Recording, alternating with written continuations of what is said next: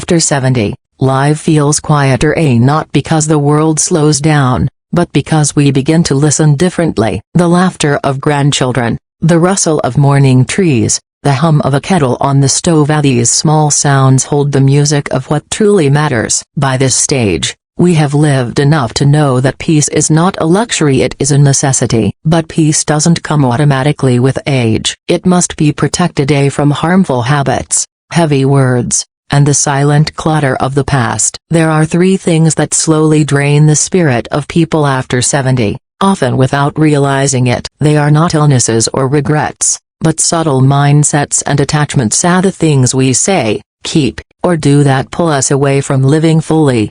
Let's explore these three deeply, so you can live the rest of your life light, free, and unburdened before it's too late. 1. Never say I'm too old for that. It's one of the most dangerous sentences in the language of aging. On the surface, it sounds harmless, maybe even humble, but underneath it lies surrender, a quiet decision to stop living boldly. When you say I'm too old for that, you are not describing reality, you are defining your limits. You are telling your mind, I no longer wish to try. Aging is not an expiration, it's a transformation. Age changes the body, yes, but it doesn't end the soul's hunger to explore. The heart still beats with curiosity, and the brain still sparks with new possibilities. Science confirms that the human brain can form new connections, neuroplasticity, at any age. This means learning, joy, and creativity are never out of reach, unless we convince ourselves otherwise. When you believe you're too old, you close the door on discovery. But when you whisper, why not me? The door opens again, to laughter, learning, and life's simple adventures. The power of trying something new. Try painting, even if your hands shake. Take a gentle yoga class. Learn to use a smartphone app. Start a small garden or write your life story. You don't have to be good at it, you only have to be willing. A 75-year-old woman once learned piano for the first time and said, I'll never play perfectly, but I love who I become when I practice. That is the essence of vitality, loving who you are becoming, even in your 70s and beyond. Every time you say I'm too old, you shrink the horizon. Every time you say I'll give it a try, you expand it. The hidden cost of self-limiting words. Words carry energy. When you say you're too old, you send a quiet message to your mind and body that effort is wasted. Over time, this belief leads to emotional and physical stagnation. You stop walking as much,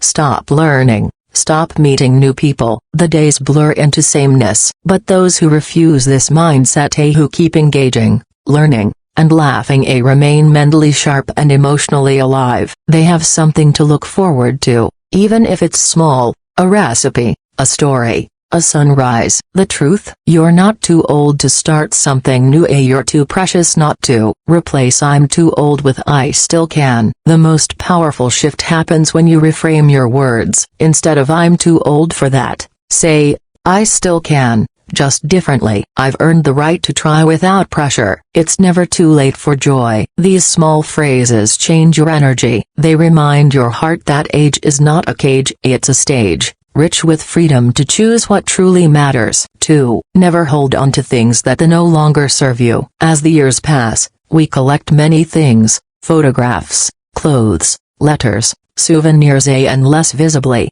memories, hurts, and regrets. But not everything we carry deserves to stay with us forever. After 70, holding on to too much, physically or emotionally, can quietly weigh you down. The physical clutter that traps the spirit. Walk into any home of an elder who has lived a full life, and you'll often find treasures stacked in corners, old magazines, unused gifts, kitchenware that hasn't touched a stove in years. Each object holds a story, a just in case, or a maybe one day. But too much of the past can suffocate the present. Decluttering is not about throwing away memories, it's about making room for peace. A tidy, breathable home mirrors a calm, uncluttered mind. The fewer objects you must care for, the more time you have to care for yourself. Start small. One drawer, one shelf. Hold each item and ask, does this still bring me joy? Or is it just holding space? You'll be surprised how light you feel after letting go. Emotional clutter.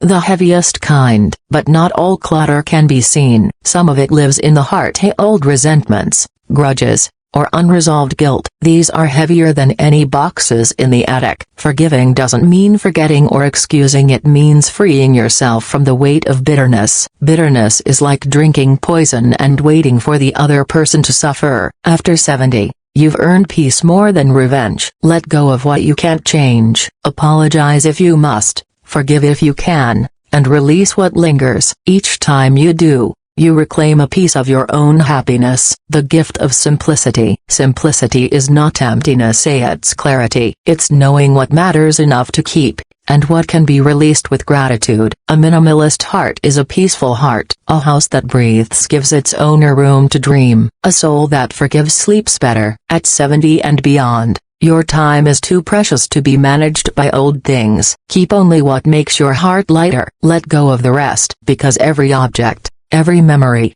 every emotion you release creates space for something more meaningful, a calm, joy, or simply fresh air.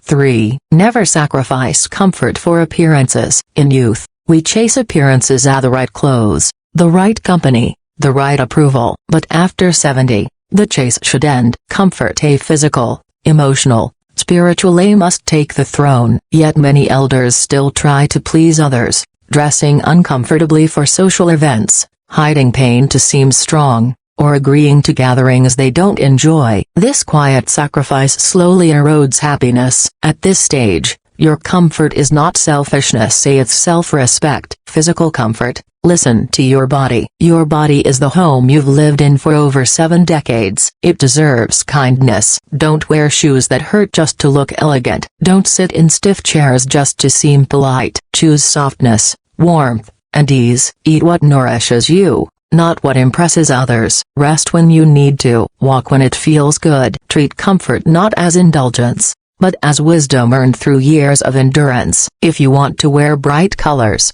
wear them. If you want to stay home on Sunday instead of attending a noisy gathering, that's okay. You don't owe anyone discomfort. Emotional comfort. Boundaries are peace. Comfort is also emotional. After 70, you don't need to tolerate gossip, negativity, or draining conversations just to be polite. Protect your peace. Say no when you must. Step away from people who always complain or criticize. You are not obligated to be everyone's listener or fixer. You've done enough of that in your life. Boundaries are not walls, they are gates that you control. You decide who and what enters your peace. When you stop sacrificing emotional comfort for appearances, for being seen as nice or agreeable, you reclaim your energy for joy, curiosity, and kindness that come from sincerity, not exhaustion.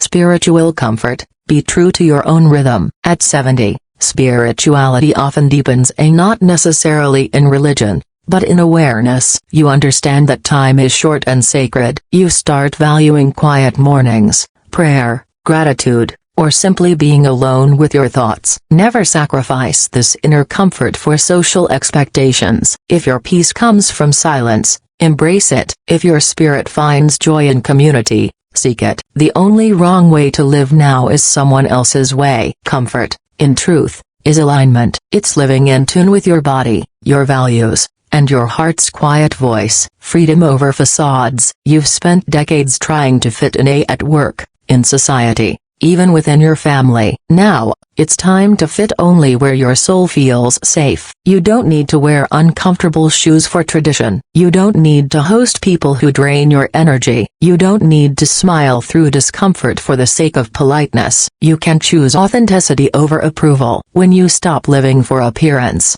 you start living for essence, and essence never ages. Conclusion. Lightness is the real luxury. After 70, the real wealth of life is not in possessions, appearance, or approval, it's in lightness. Lightness of heart, of home, of spirit. When you stop saying I'm too old, you regain freedom. When you stop holding on to what no longer serves you, you regain space. When you stop sacrificing comfort for appearance, you regain peace. That is what these 3 lessons truly offer, not just advice, but liberation. You are not running out of time, and you are entering the most honest season of your life. Every sunrise that greets you is a reminder that it's still not too late to live gently, laugh freely, and love deeply. The secret of a joyful old age is not doing more, it's carrying less. Fewer burdens, fewer shoulds, more truth, more ease. So before it's too late, release the words that limit you,